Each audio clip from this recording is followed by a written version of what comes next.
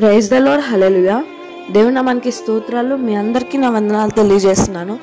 ఈ దినం కొరకు దేవుడు సిద్ధపరిచినటువంటి మాటలు, ప్రియ సహోదరి సహోదరుడా, ఇశ్రాయేలు వారు మోషే ద్వారా ఐగుప్తు నుండి బయటకు వచ్చి వాగ్దాన భూమికి నడిపించేటువంటి క్రమంలో వారు వెనుతిరిగి వారి యొక్క పాత ఐగుప్తు జీవితాన్ని వెనుతిరిగి చూసే వ్యక్తులుగా వారిలో కొంతమంది ఉన్నారు.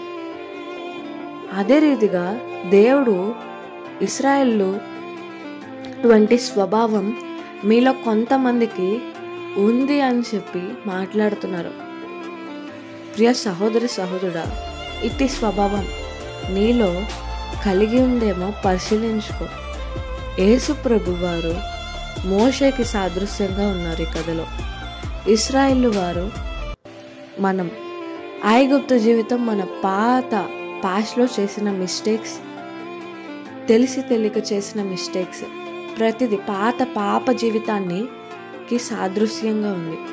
ఇంకను యేసు ప్రభువు నిన్ను ఆయన పరిశుద్ధమైన రక్తంతో నీకు విముక్తి కల్పించి పాపం నుండి బయటికి తీసి నూతన సృష్టిగా నిన్ను తయారు చేసి ఆయన పరలోక రాజ్యం కొరకు, వాగ్దాన భూమి కొరకు నిన్ను సిద్ధపాటు చేస్తూ ప్రతి ఒక్కటి తీసుకువెళ్ళేటువంటి క్రమంలో ప్రతిదీ నీలో నుండి తీసివేస్తూ పరిశుద్ధపరుస్తూ నిన్ను తీసుకెళ్ళేటువంటి క్రమంలో నువ్వు ఆ ప్రాసెస్లో నీకు కష్టంగా ఉందే, శ్రమలే వస్తున్నాయి అని చెప్పి వెనక్కి తిరిగి నీ పాప జీవితాన్ని, నీ పాస్ట్ని గుర్తు తెచ్చుకునేటువంటి వ్యక్తిగా ఉన్నావేమో.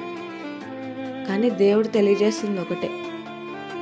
ఈ దినం ఇర్మియా 33:3లో దేవుడు ఏం తెలియజేస్తున్నారంటే, నాకు మొర్రపెట్టుము, నేను నీకు ఉత్తరం ఇచ్చేదను, నీవు గ్రహింపలేని గొప్ప సంగతులను, గూఢమైన సంగతులను నీకు తెలియజేయుదును. హల్లెలూయా.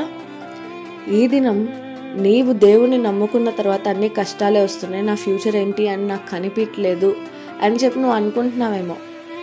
దేవుడు నిన్ను పరలోక రాజ్యం కొరకు సిద్ధపాటు చేసే క్రమంలో నిన్ను నలగొడతారు, విరగొడతారు.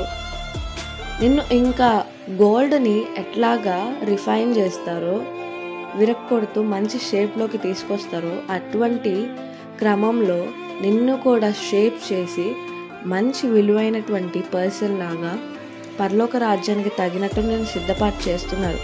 అటువంటి క్రమంలో నువ్వు ఇంకా వెనక్కి తిరిగి నీ పాప జీవితంలో నేను ఇంకా అప్పుడు బాగానే ఉన్నాను, ఇప్పుడుకి వచ్చినాక నాకు శ్రమలు ఎక్కువైనాయి అని ఆలోచించుకుంటున్నావేమో.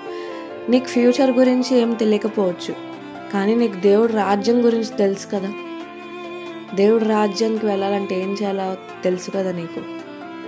అట్టి రీతిగా పరలోక రాజ్యం మీద నీ యొక్క ధ్యాస ఉంచు. నీకు ఫ్యూచర్ ఏం తెలియట్లేదేమో, బట్ ఈ వర్ష ద్వారా దేవుడు తెలియజేస్తున్నారు ఏంటంటే, ఆయనకి ఉత్తరం ఇస్తే గూఢమైన సంగతులు, నీకు తెలియనివి, నీ ఫ్యూచర్ గురించి ఆయన నీకు తెలియజేస్తా అంటున్నారు. నా ఫ్యూచర్ నాకు తెలియడం లేదు అని చెప్పి అనుకుంటున్నావేమో.